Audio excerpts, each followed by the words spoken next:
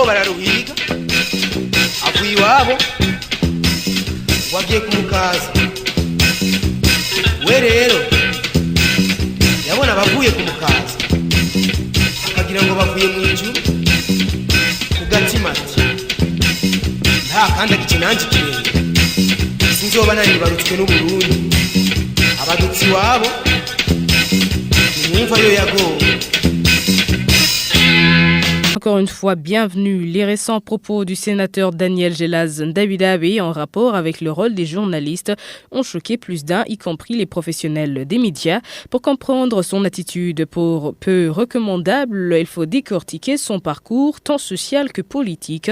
Voici son portrait avec André Palis de Morkondo. Les récents propos du sénateur Gelaz Ndabidabe ont choqué plus d'un, surtout la famille médiatique en particulier et l'opinion en général, en traitant les journalistes d'opposants politiques riches et capables de payer des amendes exorbitantes en termes de millions. Pire, il a ajouté que le monde de la presse se trouvait être à l'origine des crises répétitives connues par le Burundi, ce qui nous amène à nous interroger sur la moralité et le profil psychologique de certains mandataires politiques à l'instar de Gelaz Ndabidabe. Pour ses anciens compagnons de lutte au maquis et certains qui le fréquentent comme cadre du parti, c'est un homme très solitaire et difficile à vivre en société. Issu des mouvements réfugiés burundais au Rwanda, il quitte la nation sœur du Burundi à l'époque du génocide de 1994 pour rejoindre la rébellion naissante dont les têtes pensantes s'appellent Léonard Nyangoma, Christian Sendegeya et Augustin Sanze. C'était dans la ville de Bukavu. Le compagnonnage avec la rébellion naissante n'a pas amélioré le caractère de frustré de Gelaz Ndabidabe, indiquent les mêmes sources. Certains ténors de la rébellion ont pensé que les frustrations de Gelaz Ndabidabe allaient finir au cas où il s'en irait dans les unités combattantes du maquis. Léonard Nyangoma a refusé ce déploiement à cause du caractère qui jugeait instable psychologiquement, note ceux qui l'ont connu à l'époque. Lorsque Kabila père lance les premières batailles de la guerre du Congo, le staff de la rébellion naissante se disperse. Certains partent en Europe, d'autres à Nairobi.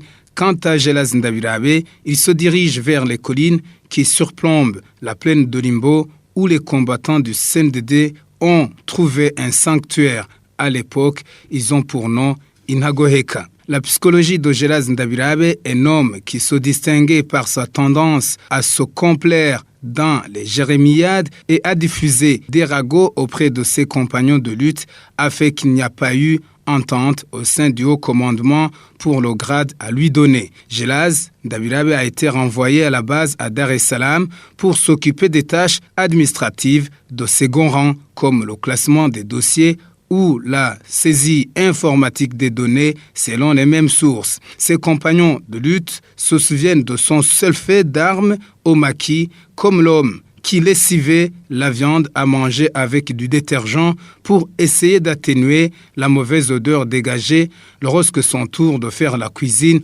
arrivait. Même au Sénat, Gelaz Ndabidabe ne joue aucun rôle, sauf celui de caisse de résonance pour donner la consigne de vote à ses pairs téléguidés par les éminences grises de son parti. Pour le conforter dans son rôle de pion, il a été créé un poste fantôme de président du conseil consultatif au sein du parti, un poste à sa juste mesure. Gelaz Ndabidabe n'est pas à sa première bourde.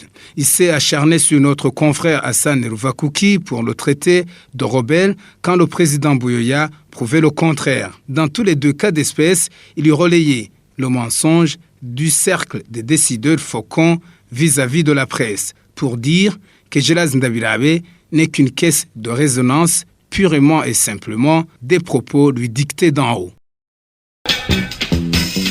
Wagiye kumukaza we rero yabona bavuye kumukaza akagira ngo bavuye mu ijuru ku gatima ati nta kandi agikinanji kirenge sinzoba naribarutswe n'Uburundi abadutsi wabo nimva yo yagowe.